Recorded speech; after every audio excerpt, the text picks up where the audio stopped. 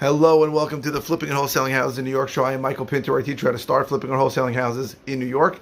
And if you're already doing it, how to grow your business. Now, I had a question, and the question was, if you are investing or flipping houses and you are a licensed realtor, do you have to let your broker know about the assignment fee? Now, I'm going to explain a bunch of things here, right? There's a lot of concepts to unpack when it comes to this question. So a couple of things. So first of all, I know that in certain areas in this country, and you may have seen something on the internet from people who are in those areas, it is frowned upon to be both a realtor and a real estate investor. And to me, it is completely flawed logic, but the logic goes something like this. The logic is, well, if I'm a realtor and I have a fiduciary responsibility to the client, and then I buy the property at a discount, somehow I am not acting in my fiduciary responsibility, that I'm doing something wrong. Now, the problem with this is that it assumes, and wrongfully assumes, that somehow what we do is predatory, that we take advantage of people, that we're buying properties at a discount when really the client should be getting much more money for it. So let me explain a few things. That is not what takes place, right? Every single person that exists, I think, on the earth, and certainly in this country, knows they have an option of listing a property for sale. When I buy a property, it is almost always because the person wants the certainty and convenience that I provide, as opposed to going through the motions of selling it in a traditional way. It's not predatory, it's completely voluntary. And if you stay to the end, I'll tell you exactly why I think everyone in this business, certainly in New York, should be licensed. Now, let me explain. Right, when you and I use a Starbucks analogy a lot, but when you go to Starbucks and you buy a $7 cup of coffee, the actual ingredients of that coffee, including the cup, are probably about 20 cents. Not only are they 20 cents, but even if you count the labor and all the fixed cost involved, and you divide that by every cup of coffee they sell, Starbucks is probably paying $1. But you pay $7 for that coffee. Now, why do you do that? You pay $7 for the coffee because you don't want to buy a coffee machine. You don't want to buy the beans. You don't want to grind the beans. You don't want to buy a milk frother. You don't want to buy the stirs. You don't want to buy any of that crap. And you want it when you want it. You don't want to make it either. So you trade $6.80 of gross profit to Starbucks in exchange for the certainty and convenience that cup of coffee provides you. When I buy a property from a homeowner, they are understanding that they're selling it to me at a discount, less than they probably can get, for the certainty and convenience that I provide. So just to go over the certainty and convenience that I provide, the certainty that I'm going to close at the number that I tell them, the certainty that I am not going to get out of the contract, and every single retail deal, whether you realize it or not, that has a mortgage contingency on it, and almost every retail sale, certainly the ones I sell, have mortgage contingencies in them almost every single time. That is a get out of contract free card, whether you realize it or not. And from someone that was in the mortgage business for 17 years, I can tell you that on many occasions, people called me and said, I changed my mind, just give me a denial on the mortgage. And I gave it to them. It's very easy to deny somebody on the mortgage. A document expires, any kind of issue like that. So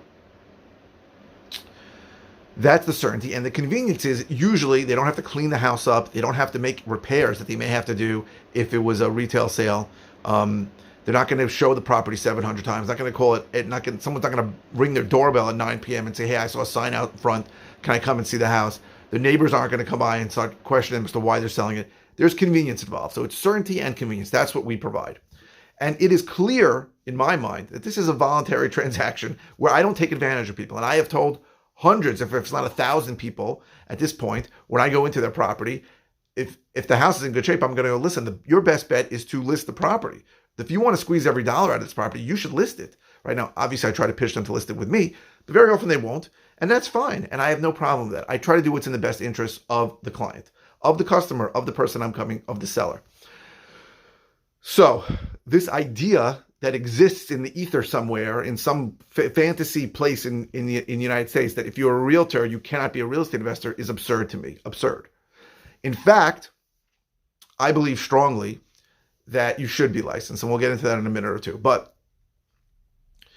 so the question was, if you're a realtor and you're a real estate investing, do you have to tell your broker the assignment fee? And the answer is absolutely not, because you're not acting in your capacity as a realtor, right? People ask me what I do. I say I do two things. I buy properties that need some work, I fix them up, and I sell them. And I'm also a traditional realtor.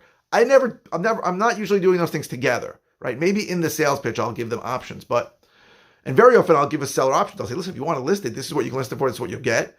These are the pros and cons of that. If you want to sell it to me, I can buy it for a cheaper price, but it's up to you what you want to do.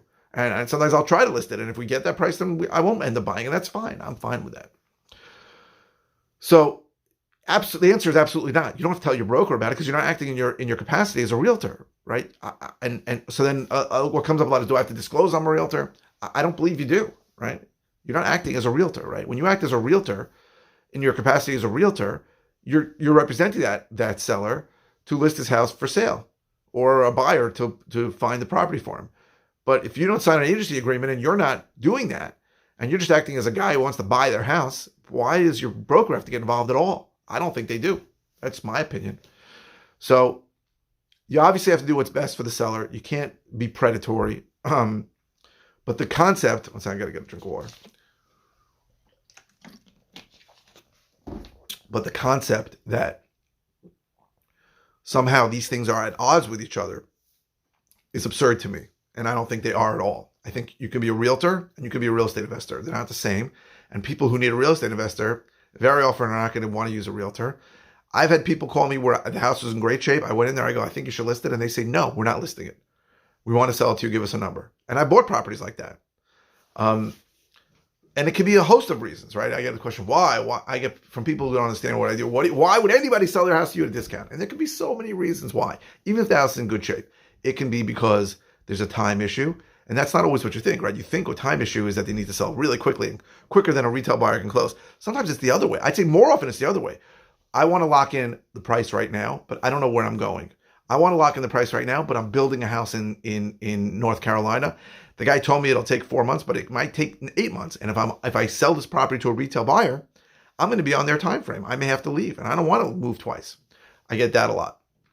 I had a horrible experience with a realtor. I had a horrible experience with a buyer. I don't want to deal with that anymore. I just want to know it's sold. These are things that come up all the time. These are real issues, right? They happen all the time. So the idea that somehow if you're a realtor and you are real estate investing, you're doing something wrong, to me is absurd and ridiculous. I really think you can do both, and you have to do what's best in the seller's interest every time.